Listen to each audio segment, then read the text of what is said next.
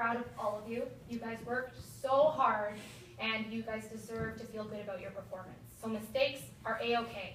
Mistakes are expected. And if you make a mistake, I'm going to be proud and happy for you. Okay? Just try your hardest, help each other out, and remember to save each other properly. Okay? Are you guys excited? Hands inside circle. Okay, I'm going to say, what are we going to say? Elves, and then I'm going to say, what are we doing? I'm going to say make shoes. What are we? Elves! What do we do? Make shoes! All right. I will be here. Typically, I don't usually call out if lines are missed or if they need prompting, but because they took over such a big narration part, split between them, I will be here reading, and if you do absolutely need it, I will call out when you absolutely need it, but I'm gonna watch you fight for it, okay? All right, without further ado, this is our version of the Elves and the Shoemaker.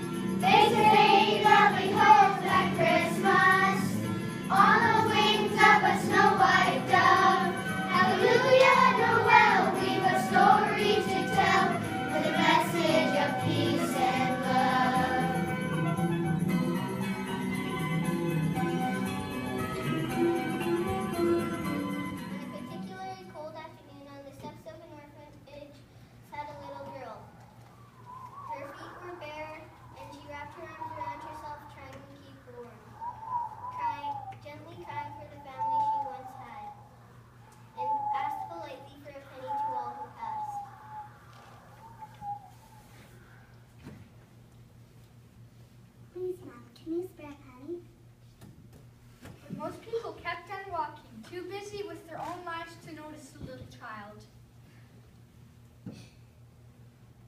It was in the center of this tiny village, not too far from the orphanage, that lived the poor shoemaker. He lived in an apartment with his loving wife, Ellen. One day, the shoemaker and his wife found themselves so poor that they hardly had enough money to buy leather to make a pair of shoes. They didn't have many things. They didn't have many things of great value, but what they did have was each other. My dear, I don't know what we are going to do. Leather is so expensive that I can only afford enough leather for one pair of shoes. leather at hand. Someone will be in the need of a pair. The scene is changing and people will need new shoes. What if the young woman comes into the shop looking for new shoes, and I have but one pair to offer her? What if the shoes not fit? That is the last leather I have, and that would have surely ruined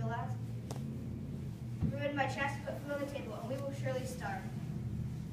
I have faith in you, my dear, and we have food enough to last us the week. I'll prepare dinner when you go to buy the leather for the shoes. They will be perfect. The shoemaker was discouraged, but listened to his wife's words, and left for the long walk to the leather shop, and passed the sad little girl on the steps of the orphanage.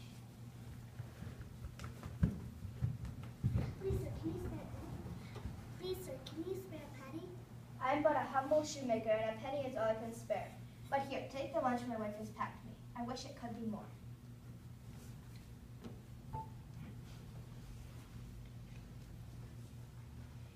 His tummy grumbling, but his heart lightened. He began the journey home. When he reached home, he traced the pattern of the leather in front of him. There was just enough leather for one pair of shoes. He lost himself in the cutting and the measuring of the leather. And before he knew it, it was already dark.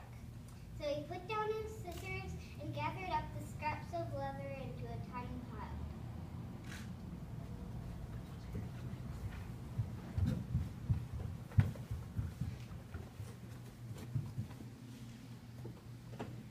George, come and eat while the food is still hot. It may be only porridge, but we have apples and sweet cream at the top. You look tired and worried. What were you thinking about? I managed to cut and trace the pattern, but I feel so weary. I don't want to make any mistakes. This is the only leather we have. I will finish with fresh eyes and hands in the morning. I just hope someone will buy them. After their meager dinner, the shoemaker and his wife went to bed. The shoemaker dreaming of the little girl shivering on the steps of the orphanage. He woke early the next morning. He woke early the next morning, put on his leather apron, and made himself a hot, strong cup of tea, and took it down to his workshop. But when the shoemaker stood over his work table, he was astonished by what he saw. There on the table in front of him were the most beautiful pair of shoes he had ever seen. What's this? Who made these shoes? I just cut them and now they're completely finished. Ellen! Ellen, come quick! What's the matter? Why do you shout so? Last night I managed to cut and trace the pattern, but I didn't have enough time to stitch them. This morning when I came downstairs, they were completely sewn. It's a miracle. They're perfect. I'll put them in the window right away.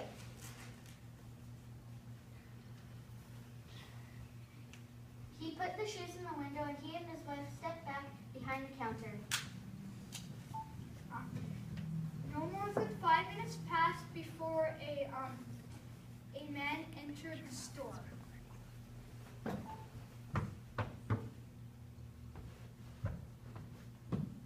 Good morning. I saw the shoes in your window. They're perfect for the party I'm attending. May I try them on? Certainly, let me get them for you.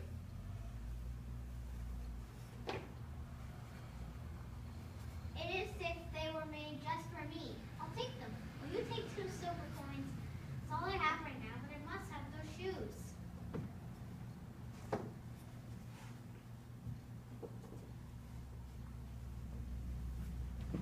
With that, the customer left the shop with his arms safely tucked under his arm. Ellen, did you just see that? The shoes were sold, and he gave me twice what I was asking for. Now we can afford more leather. With that, the shoemaker went out to buy, or he got with the money from the sale, the shoemaker went out to buy the supplies he needed.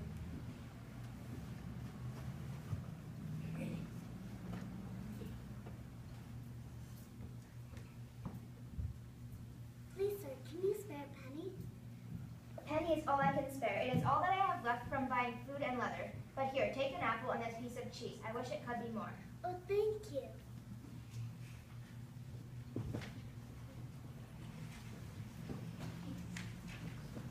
He turned his ragged collar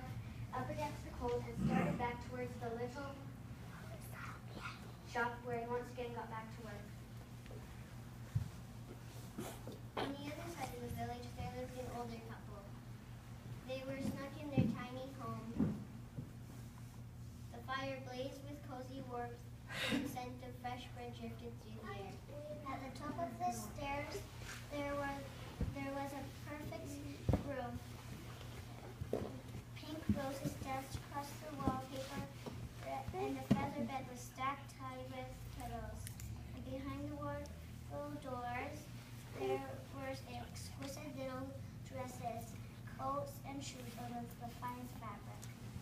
Everything would be perfect if only we had a child. I know my drawing, but I fear we're growing old alone. Sadly, they sat in their little home every night, each dreaming of little arms that would wrap around their necks and the sound of a child's laughter.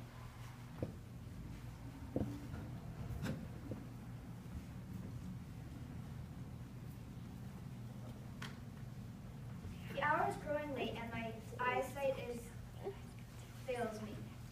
And it is hard to still by candlelight. Rest your eyes and fingers. It is time for you to sleep.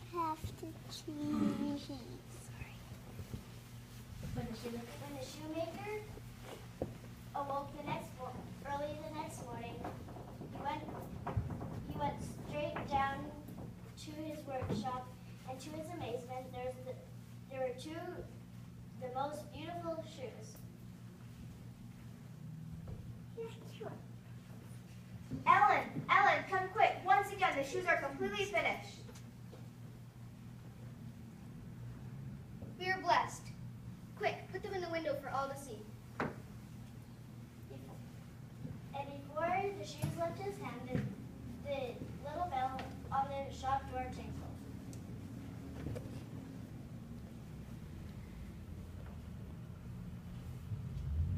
Good morning, sir. As I was passing by, I noticed those beautiful shoes you were carrying.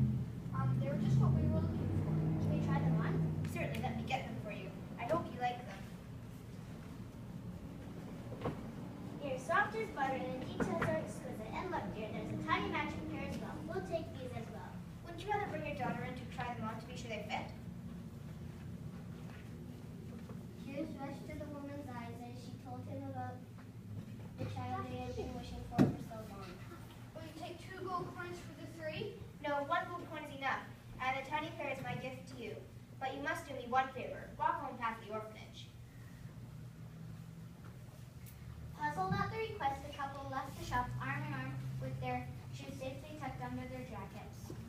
And from that day on, the shoemaker had only time to cut the leather before going to bed, and the very next day the shoes would always be finished.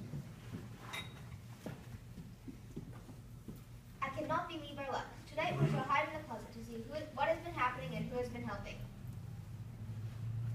The wife nodded, and this time instead of going up to bed, they hid in the closet, and 10 minutes after midnight, they saw a small candle was lit, and several elves came out of the window. These mythical creatures were behind the magical help they had been receiving. Look, George, their feet are bare and they shiver as they work. We must repay their kindness.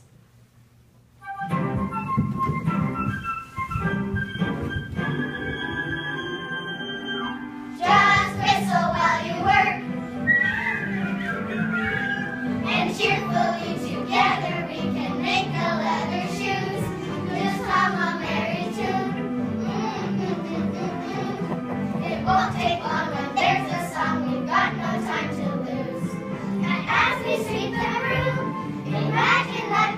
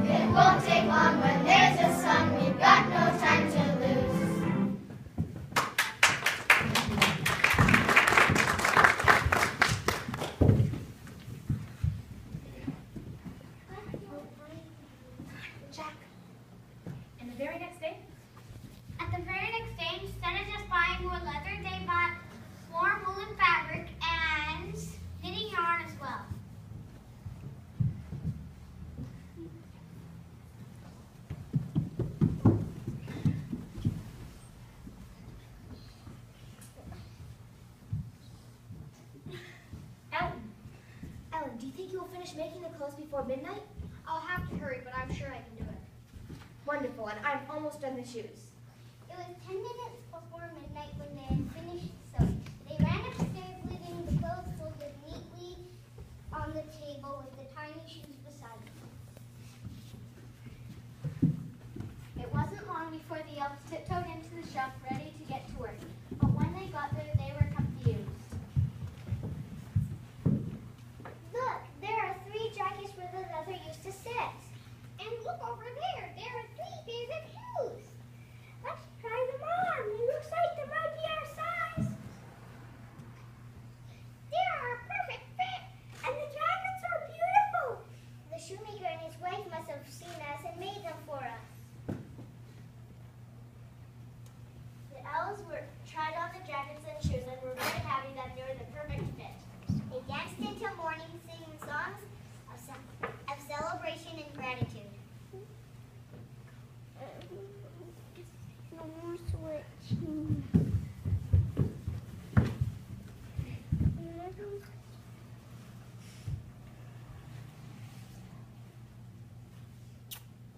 The shoemaker would no longer need to leave unsewn leather out for the elves to help, because the very next morning, the shoemaker hired someone to help in the shop. And instead of leaving leather out, the shoemaker and his wife started leaving candy, and every morning it was gone. And what became of the little girl, you ask? Well, she now lives in the tiny room with pink roses dancing across the wallpaper, of course.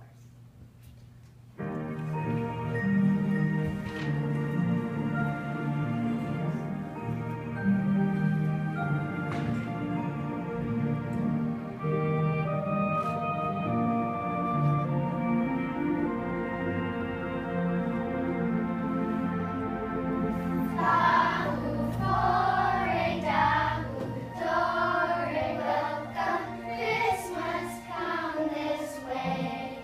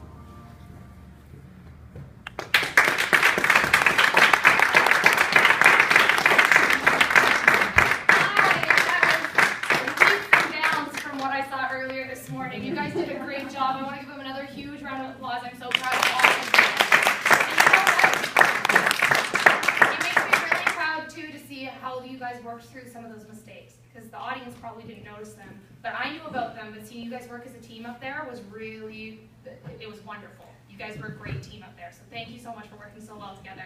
I totally forgot to mention that we worked on sign language as well, so that was what that first song was, is they were signing the lyrics of the song, and I meant to mention that at the beginning, so they learned a bit of sign language here today as well. I'm super proud of you for all pushing your boundaries, and thank you so much for letting me work with your kids for the week. I had a fantastic time. I think I'm looking at coming back for spring break if anybody is interested in doing it again. I can keep you guys all updated by sending out an email if any of you are not opposed to that, or if you are opposed to it, let me know and I'll take you off the email. But I'll let you guys know further. I think during the spring break is when I'm coming back next. You guys were awesome. One more big round of applause, and thank you so much for coming.